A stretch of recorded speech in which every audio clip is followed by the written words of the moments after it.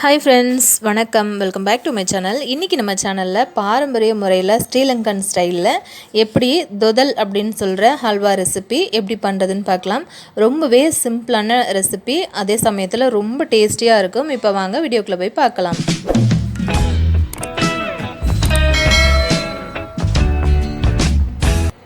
இந்த தொதல் பண்ணுறதுக்கு பார்த்திங்க அப்படின்னா நான் அதுக்கு தேவையான பொருட்கள் மட்டும் நான் எடுத்து வச்சுருக்கேன். என்ன அப்படின்னு பார்த்திங்கன்னா, இது 1 கப் அளவுக்கு பச்சரிசி மாவு வறுத்துட்டு எடுத்து வச்சுருக்கேன். வறுத்துட்டு நல்லா அதை சல்லடை பண்ணி எடுத்து வச்சுக்கோங்க. இப்போ இது வெல்லம் பார்த்திங்க அப்படின்னா, இந்த வெல்லத்தை விட கருப்பு கலரில் வருது பார்த்திங்களா, நாட்டு வெல்லம். அந்த வெல்லம் சேர்த்திங்க அப்படின்னா தொதலுக்கு நல்ல ஒரு கலர் கிடைக்கும். கொஞ்சமாக சுகர் எடுத்திருக்கேன். கூடவே கொஞ்சமாக திராட்சை, முந்திரி, வறுத்த பாசி பருப்பு எடுத்திருக்கேன். ஒரு 2லேருந்து 3 ஸ்பூன் அளவுக்கு வரும். அதுக்கப்புறம் இதுவும் ஒரு 2லேருந்து 3 ஸ்பூன் அளவுக்கு வறுத்த வேர்க்கடலை, அதோட தோலெல்லாம் எடுத்துகிட்டு இந்த மாதிரி எடுத்து வச்சுருக்கேன். கூடவே ஒரு 2 ஏலக்காவை நசுக்கி வச்சுருக்கேன். அதுக்கப்புறம் பார்த்திங்கன்னா 2 தேங்காவை இந்த மாதிரி நல்லா மிக்சியில் அரைச்சிட்டு அந்த பால் மட்டும் எடுத்து வச்சுருக்கேன்.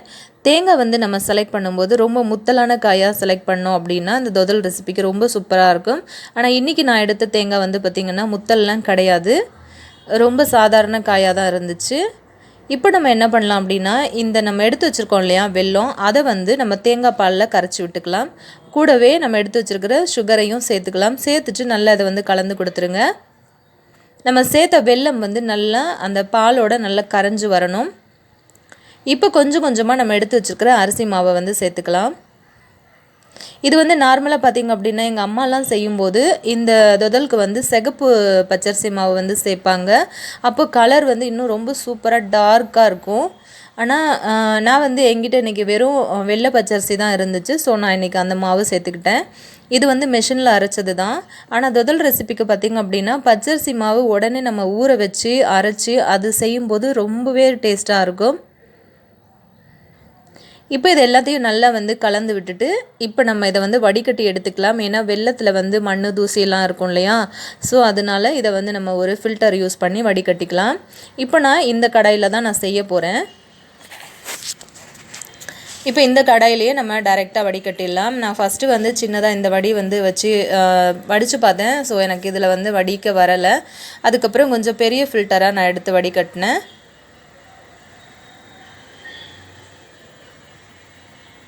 இந்த மாதிரி ஃபில்டரை யூஸ் பண்ணி வடிகட்டினோம் அப்படின்னா டக்குன்னு நமக்கு வேலை முடிஞ்சிடும்.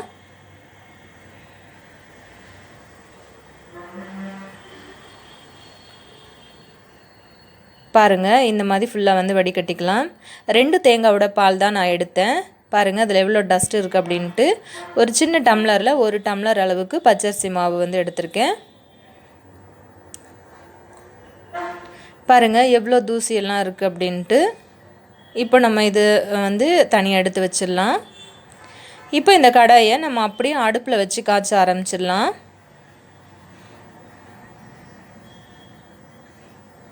அவ்வளோதாங்க, ரொம்ப சிம்பிள் வேலை தான். ரொம்ப குயிக்காக நம்ம இந்த பொருட்களை எல்லாம் நம்ம மிக்ஸ் பண்ணிடலாம். ஆனால் கொஞ்சம் அந்த கிளறது தான் ரொம்பவே கஷ்டமாக இருக்கும். இப்போ அடுப்பில் வச்சுட்டு லோ ஃப்ளேமில் வச்சு நல்லா கலந்து கொடுத்துட்டே இருங்க, கை விடாமல் கிளறணும்.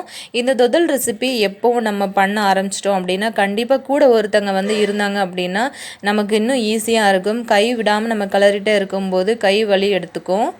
இப்போ ஒரு பிஞ்ச் அளவுக்கு நான் உப்பு சேர்த்துருக்கேன். சேர்த்துட்டு இந்த மாதிரி கலந்து விட்டுட்டே இருங்க.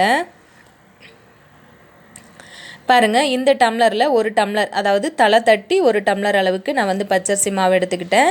1 டம்ளர் பச்சரிசி மாவு, 2 தேங்காய் எல்லாம் சேர்த்து எனக்கு 1 கிலோ தொதல் வந்துச்சு. டைம் பார்த்திங்கன்னா 3:15 இருக்கும். இப்போ நான் அடுப்பில் வச்ச டைமு. நான் அது கலரி முடிச்சுட்டு நான் உங்களுக்கு டைம் காட்டுறேன் எந்த அளவுக்கு இருக்குன்னு. இப்போ பாருங்கள், நல்லா அந்த பச்சரிசி மாவெல்லாம் சேர்ந்து நல்லா திக்காக ஆரம்பிச்சிருக்கு. இந்த டைமில் இன்னும் கேர்ஃபுல்லாக நீங்கள் கிண்டிகிட்டே இருக்கணும், கைவிடாமல் கிண்டணும்.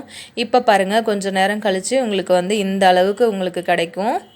இந்த டைமில் நம்ம எடுத்து வச்சுருக்கிற பொருட்களை எல்லாத்தையும் சேர்த்துக்கலாம். கொஞ்சம் முன்னாடியே கூட சேர்த்துக்கலாம், ஒன்றும் பிரச்சனை இல்லை. ஏலக்காய், முந்திரி, வறுத்த பாசிப்பருப்பு,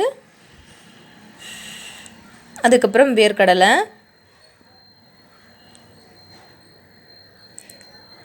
நான் வந்து கிரேப்ஸ் எடுத்து வச்சுருந்தேன், அது வந்து நான் போடுறதுக்கு மறந்துட்டேன். தொதல் எல்லாம் ரெடி பண்ணி முடிச்சதுக்கப்புறம் தான் பார்த்தேன் கிரேப்ஸ் வந்து தனியாகவே இருந்துச்சு.